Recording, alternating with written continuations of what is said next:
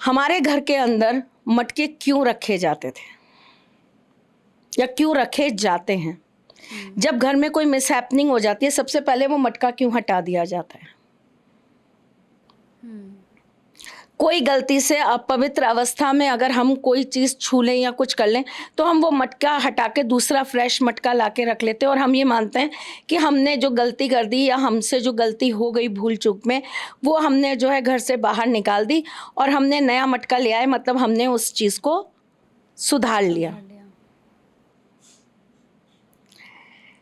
जब भी कोई नया त्योहार आता है, वो मटका क्यों बदला जाता है? क्यों उसी मटके के पानी से चौखट साफ करी जाती है? ताकि तंत्र मंत्र बाधा किसी भी तरह का कोई भी नेगेटिव चीज आपके घर में प्रवेश ना कर पाए।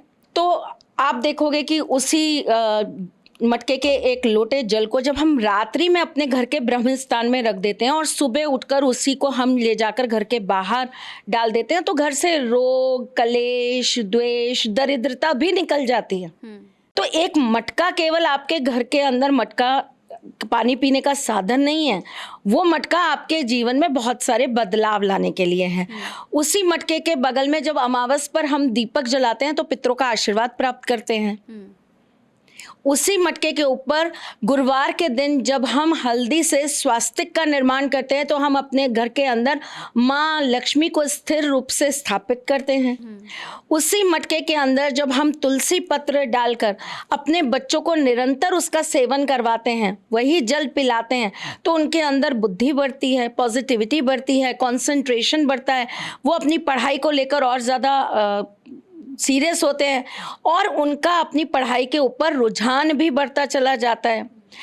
वही मटके का पानी अगर हम अलग अलग पात्रों में डालकर, जैसे कि सुबह के समय जो है हम तांबे के गिलास में, रात को सोने से पहले हम चांदी के गिलास में और दिन में जो है हम उसे मिट्टी के गिलास में अगर सेवन करते हैं, तो हमारा जो शरीर है उसमें जितनी भी तरह के रोग व्याधि आने के जो कारण बनते हैं वो नष्ट होते चले जाते हैं।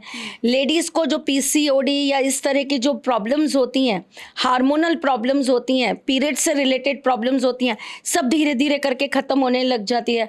आपको गैस्ट्रिक प्रॉब्लम नहीं सताती, आपको एसिडिटी नहीं होती, आपके शरीर के अंदर आपकी व्याधियाँ दूर होने का कारण बनता है। और मैं सबसे बड़ी बात आपको बता देती हूँ, अगर इसी मटके के जल के अंदर आप तुलसी के 2 पत्र और 2-3 पुदीने की पत्तियां डालकर आप इसका निरंतर सेवन करते हैं ना, तो आपका मोटापा, आपका वजन भी नहीं बढ़ता।